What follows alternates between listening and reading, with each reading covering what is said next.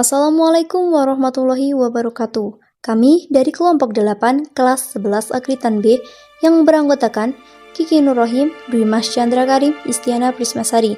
Di sini kami akan menjelaskan tentang perlawanan Sultan Ageng Tirtayasa terhadap VOC.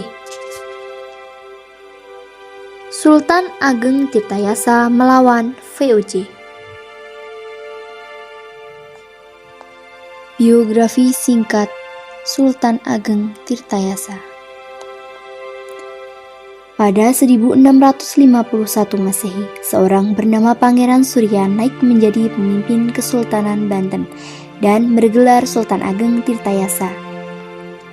Sultan Ageng Tirtayasa merupakan putra dari Abu Al-Madi dan Ratu Martakusuma. Setelah ayahnya wafat, ia diangkat menjadi sultan muda dan bergelar Pangeran Adipati. Setelah kakeknya meninggal pada tanggal 10 Maret 1651, ia diangkat sebagai Sultan Banten ke-6 dengan gelar Sultan Abdul Fattah Al-Mafaqih. Latar belakang terjadinya perlawanan.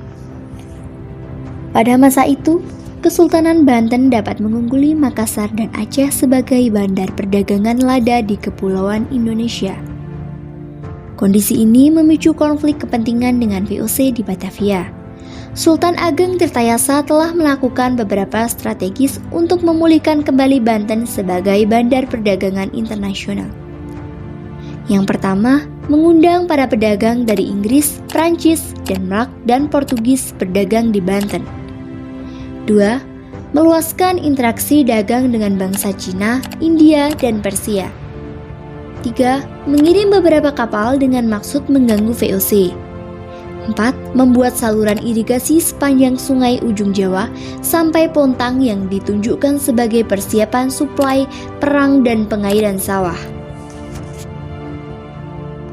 Jalannya perlawanan. Segala yang dilakukan Sultan Ageng terjadi karena VOC sering menghadang kapal Cina yang tengah melakukan perjalanan ke Banten. Sultan Ageng Tirtayasa tidak segan melakukan serangan balik. Sultan Ageng menolak pembaruan perjanjian dan bertekad menentang Belanda. Pada 1656, perlawanan Sultan Ageng Tirtayasa terhadap VOC dilakukan dengan cara melakukan sabotase dan perusakan kebun tebu serta pabrik-pabrik penggilingannya.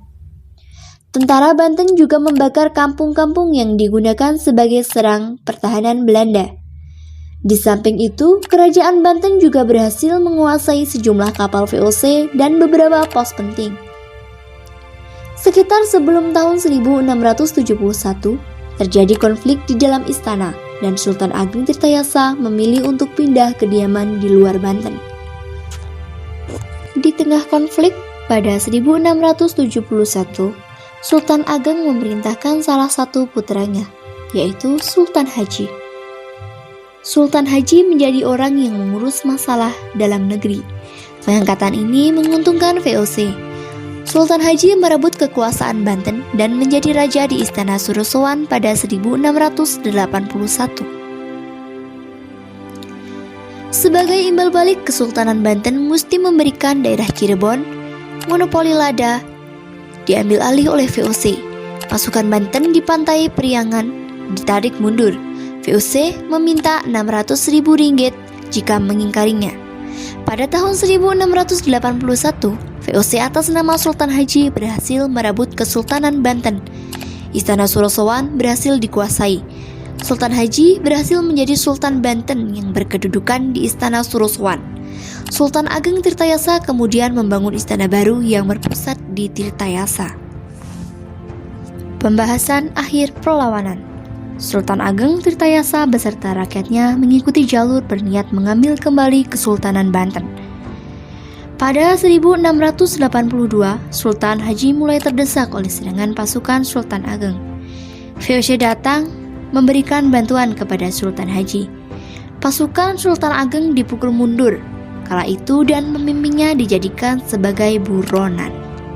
Ia beserta pengikutnya melarikan diri ke Rangas Bitung dan melakukan perlawanan selama 1 tahun. Pada 1683, Sultan Ageng tertangkap karena ditipu VOC.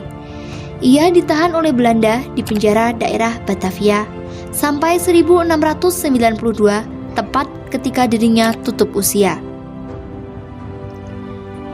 Semangat juang Sultan Ageng Tirtayasa beserta pengikutnya tidak pernah padam. Ia telah mengajarkan untuk selalu menjaga kedaulatan negara dan mempertahankan tanah air dari dominasi asing. Hal ini terbukti setelah Sultan Ageng Tirtayasa meninggal. Perlawanan rakyat Banten terhadap VOC masih terus berlangsung. Itulah sejarah perlawanan Sultan Ageng Tirtayasa melawan VOC. Cukup sekian, wassalamualaikum warahmatullahi wabarakatuh.